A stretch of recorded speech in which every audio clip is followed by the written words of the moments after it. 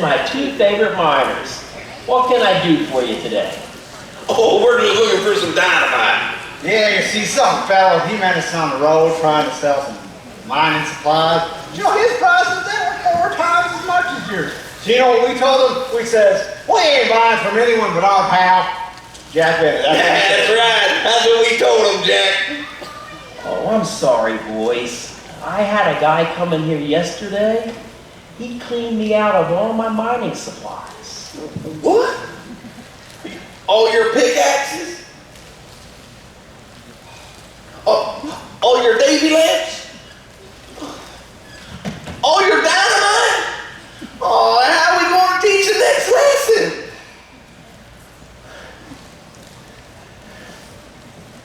That reminds me of something. We plumb forgot about Mr. Bates. Sam. Oh, how is Sam Bates doing? Wait, who's Sam? He talking about Curly Jim. Yeah, Curly Jim. Curly Jim's doing good. He even learned that secret miner's handshake. We just need some dynamite to teach him how to blow stuff up.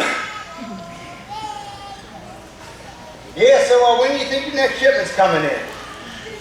Not for 2 weeks. 2 weeks? I'm sorry, gentlemen. You know, had I known you were so low on supplies, I never would have sold it all. That's all right, Mr. Benny. You didn't know, but I just don't think we can wait 2 weeks. I don't know what we're going to do.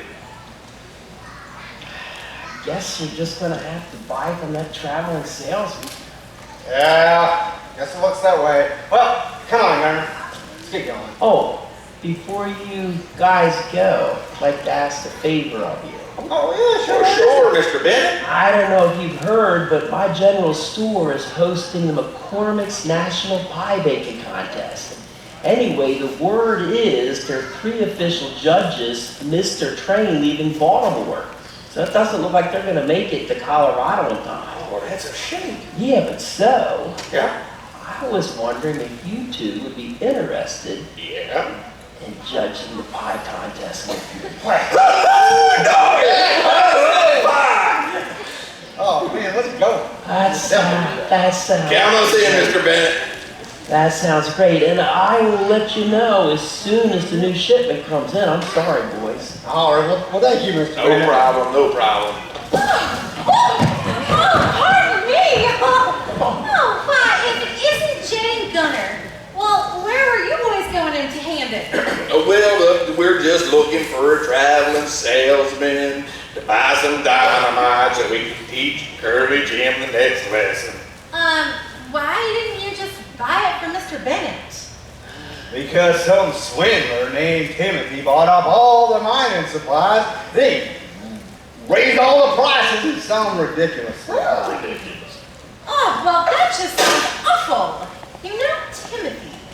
I think I met him off the train. So this is the business in town he was talking about.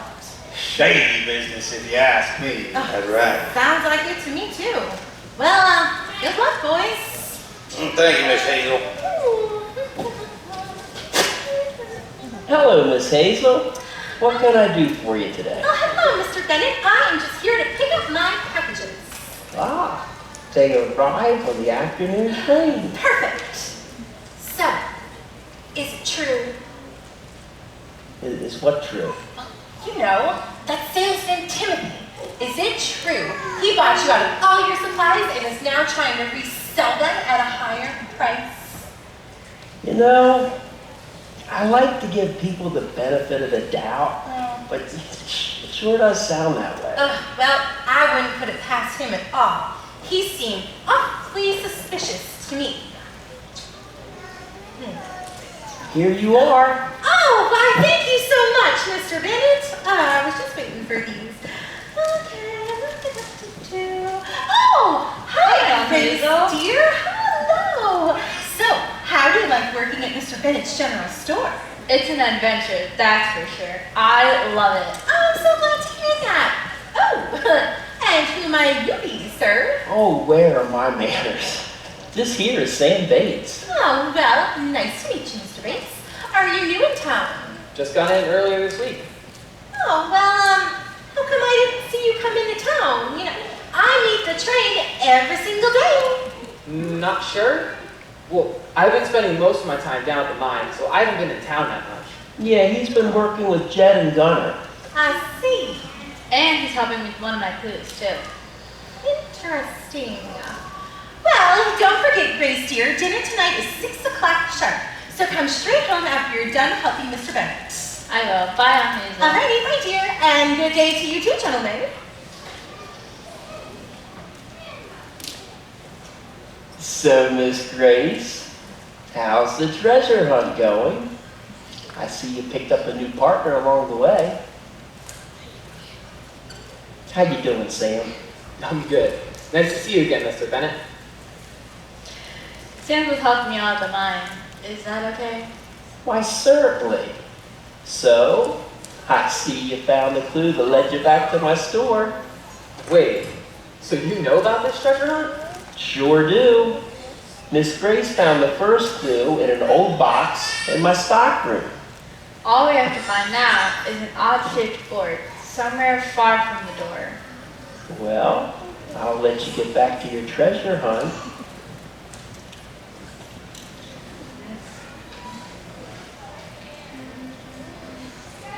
I don't know where it is.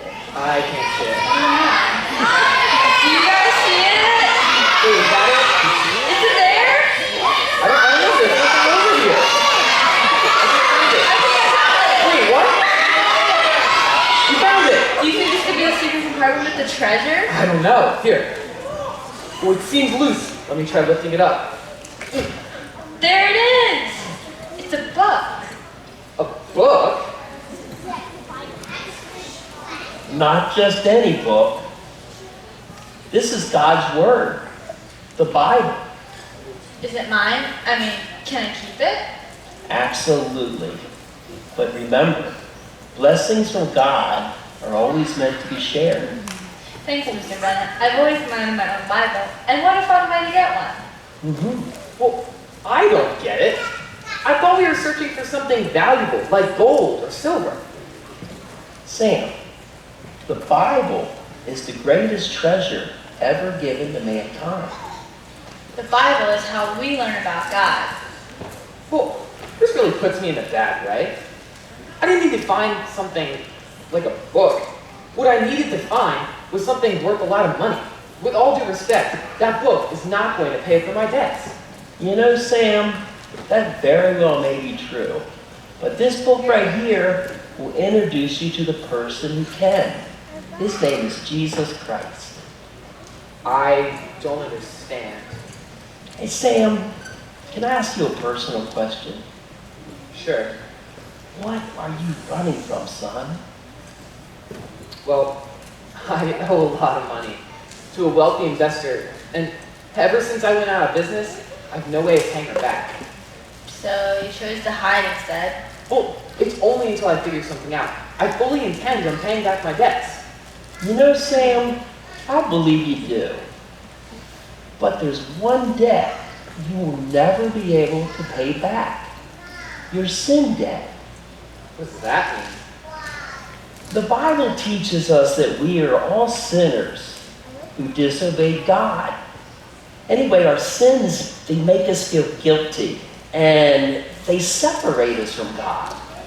And they cause us to want to run and hide from Him. But God demonstrated His great love for us when He died on the cross in order to pay for our sin debt. That's right. Jesus Christ is the only one who never had a sin debt because He never sinned. But even so, He willingly died on the cross for everyone, especially those who put their trust in His saving work. Everyone who trusts in Jesus stops running. They stop hiding from God. They simply turn to Him and ask Him to forgive them for their sins. And God forgives them? Just like that? Just like that. You see, God doesn't want us to be separated from Him. His love invites us to call on His name and to be forgiven and to be restored. Well, I don't think God would be able to forgive me. I've made a lot of bad mistakes in my life. Jesus paid for them all, Sam. And his great power will help you stop living for sin and start living for him. That sounds a little too good to be true if you ask me. Well, Sam, the choice is up to you. You can keep doing things your way, or you can put your trust in God and do things his way. Thank you. I'll think about it. But I hope you do. right now I need to run. Okay. I need to go. Okay. I'm sure Jed and Gunnar are looking for me back at the mine. Okay, Sam. Oh, Mr. Bennett, I wish there was more that we could do to help Sam. Well, the best thing we can do is pray for him. God is faithful and God is just. You know what? Sam is in good hands.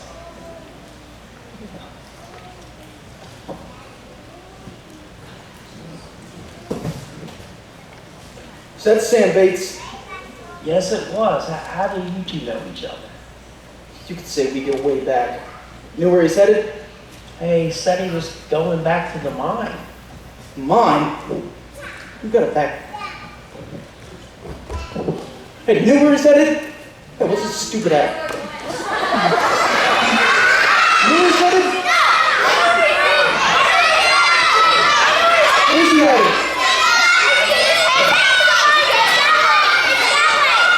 Where's the mom?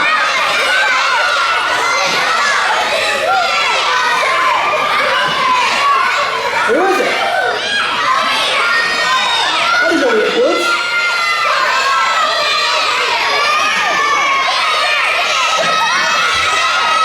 That's not over there.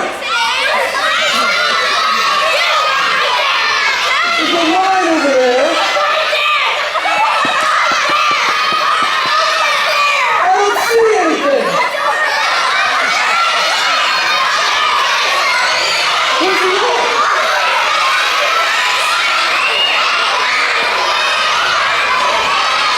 Where is he?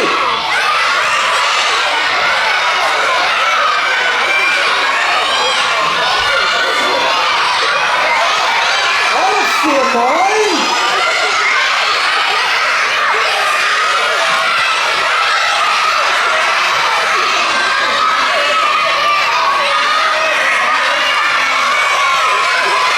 Where? Where's the mine? Oh, thank you.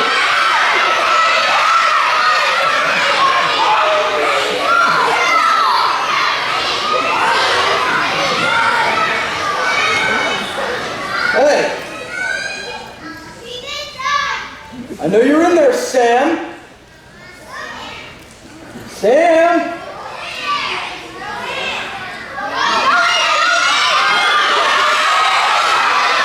Coming in after you! Hey! What's that noise? It sounds like...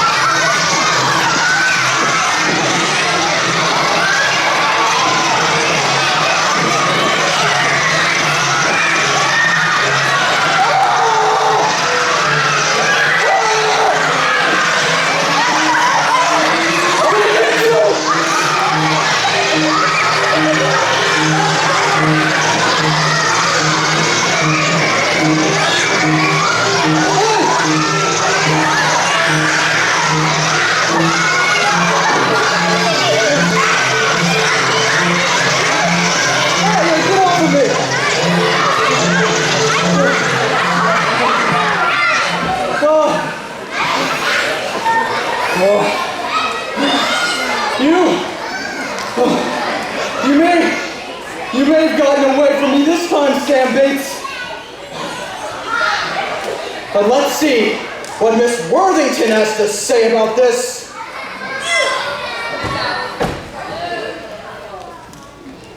Hello? Do you have a quarter? Hello, this is the operator. Hazel speaking. You need quarter. place an urgent call to Cripple Creek, Colorado to a Mrs. Charlotte Worthington? I'll patch you right through. Hold, please.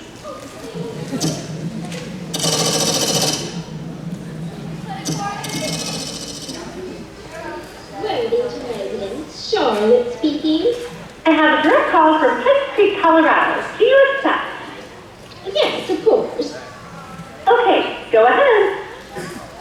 Hey boss, it's me. Hello, Craig. You're never gonna guess who's in town. What are you talking about? Sam Bates. He's in Pikes Creek. Is that so? Yeah, he's been right here under my nose this whole time. He's hiding out as a coal miner, going by the name Curly Jim. Curly Jim? He's not going to be able to pay his debt mining coal. That's why I thought you'd like to know. Looks like I'll be coming to Pikes Creek then. I want to collect my payment in person before he decides to run again. Sounds good. And to think we have Timothy to thank for all of this.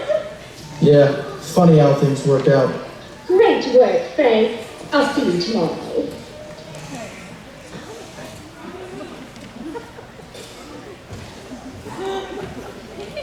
Wait until Rosemary hears about this!